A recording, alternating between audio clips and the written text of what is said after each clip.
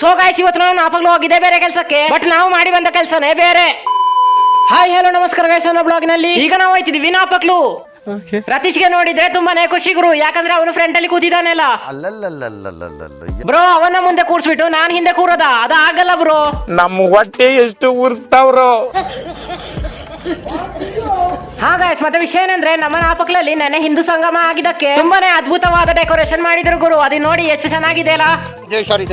ನಾವು ಕೊಟ್ಟಿರೋ ದೇಶ ಇದು ರೈಟ್. ಅದಕ್ಕಿಂತ ಮುಂಚೆ ಇವತ್ತಿನ ನೀವು ಫಾಲೋವರ್ಸ್ ನೋಡ್ಕೊ ಬನ್ನಿ. ಇವೆಲ್ಲರೂ ನಮ್ಮ ನ್ಯೂ ಫಾಲೋವರ್, ಬೇಗ ಬೇಗ ಫಾಲೋ ಮಾಡಿ ನಮ್ಮ ನ್ಯೂ ಫ್ಯಾಮಿಲಿ ಮೆಂಬರ್ಸ್ ಆಗಿರಿ. ನಿಮ್ಮ ಹೆಸರು ಖಂಡಿತ ಬಂದೇ ಬರುತ್ತೆ, ಬೇಗನೆ ಫಾಲೋ ಮಾಡಿ.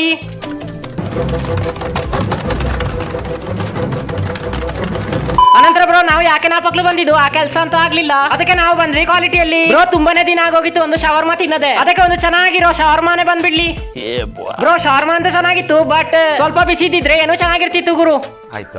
ಆಮೇಲೆ ಗೈಸ್ ನಿಮಗೆ ಈ ಜಾಗನು ನೆನ್ಪುಂಟ, ಯಾಕಂದ್ರೆ ನೆನ್ನೆ ಈ ಜಾಗದಲ್ಲಿ ಇದ್ದ ಪಬ್ಲಿಕ್ ಬೇರೆ ಯಾವ ಜಾಗಲ್ಲೂ ಇರ್ಲಿಲ್ಲ. ಹೌದು ಗುರು, ಇದು ನಾಪಕ್ಲಿನ ಮಾರ್ಕೆಟ್. ಈಗ ನೋಡಿ ಎಷ್ಟು ಖಾಲಿ ಖಾಲಿ ಇದೆಯಲ್ಲ.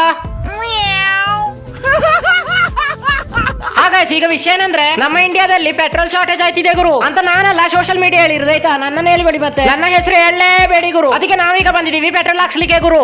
A few moments later. ಅನಂತರ ಗೈಸ್ ನಾವು ಮನೆಗೆ ಹೋಯ್ತಿರ್ಬೇಕಾದ್ರೆ ಬಿಲ್ ಗೇಟ್ಸ್ ಅವರು ಮಾಡಿದ ಮೋಡಗಳು ಕಾಲಿಗೆ ಸಿಕ್ಬಿಡದ.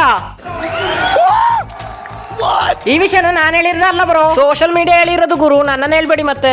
ದೇವ್ರು ನಿಂಗೆ ಒಳ್ಳೇದ್ ಮಾಡ್ತದ ಗೊತ್ತಿಲ್ಲ ಬ್ರೋ ಏನ್ ಮಾಡೋದು. ಮತ್ತೆ ಇನ್ನೇನು, ಇವತ್ತಿಗೆ ಅಷ್ಟೇ, ನಾಳೆ ಪುನಃ ಸಿಗೋಣ. ಬೈ ಬಾಯ್.